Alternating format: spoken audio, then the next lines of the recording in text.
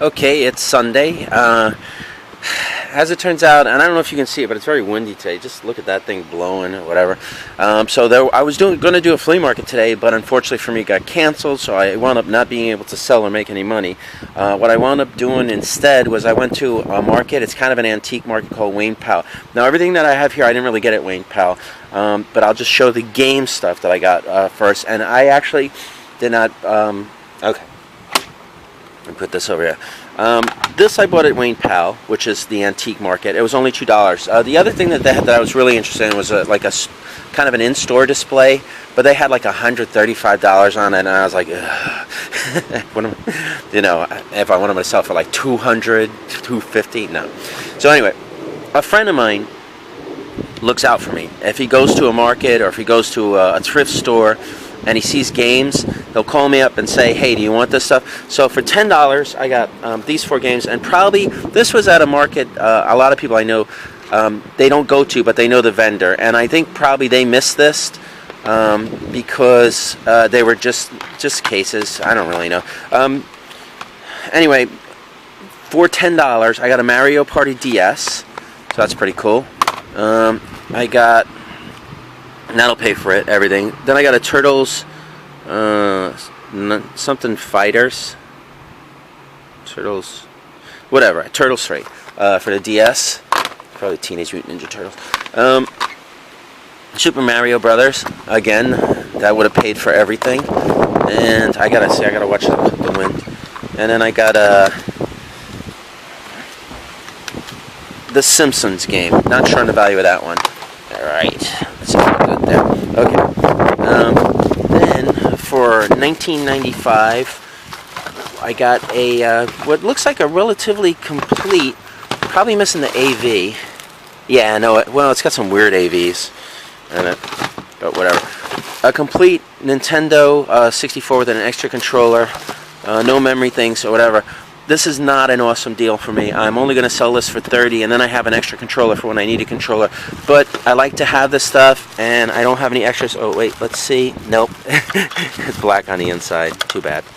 Alright, so this is not an awesome deal for me, but whatever. And I also got a Mickey Racing Adventure. I think it was only a couple of bucks, so I bought that. It might have been on like a sale. They have like sale days, different colors. Alright, that's it on games. What the other stuff I got was I got some perfumes. For this totaled $33, I think. And I got an intimate cologne spray. I am not familiar with this one, and it is made by Revlon. So Revlon's a pretty good name. I got a Primitive by Max Factor, and I think I paid $15 for this one, and the rest were between $5 and $3. I knew the vendor, and she was just closing out on stuff. I'm not familiar with this one. I don't know what it'll sell for, but it's Max Factor, so. Then I got this one, Bodega Veneta, and again, I'm not familiar with this one, haven't had it yet. And then I got this one. This is looks like Vino Davidoff. Another one I am not familiar with, so we shall see. But I didn't pay a lot for these. You know, if one of them's worth 40, or if two of them worth 40 or 50, then I'm squaring them whatever else is profit. And this one, they told me the name. I can't really read it, but they said this was a good one. Maybe you guys can read it. Maybe you're familiar with it. I'm seeing GB. You know, oh, here it is, right in the front. Kate Spade, Eau de Perfume. Apparently her stuff is good. Okay. Then the jewelry, which I think we paid like $47 for. And most of the money was spent on these bracelets here. These are vintage, and we spent about $10 a piece on these. My wife expects to sell these, I guess, 20 to 30, but she likes them. They're big, they're chunky, and they are unusual, and they're nice. The guy that had them in the city had them in the $50 range, so I mean that doesn't really mean I'm going to get we'll get $50 for, but for $10, whatever, give it a shot. Then I think the rest of this was like, I know this was $3 because she must have spent more on jewelry. Maybe he gave her a break on this stuff. This is just a big funky weird pendant, you know. I know she spent $3 on that, and it has something here, clover. I mean, I don't think it's very old. Yeah, I don't see any. Whatever. Then she bought this, was $1, and it's just kind of a funky link. I think there was like a lady selling jewelry for $1, and she bought this, and she just liked this. I don't know what it is. Here's just a chain link, and that was $1. And then this was $1, and this is actually probably the thing that she liked the most for that was $1. And it's just like a multi-strand with a locket and that hanging. And then she got these. These are like cloisonne bangles, and these were $1. I think she said $1 each.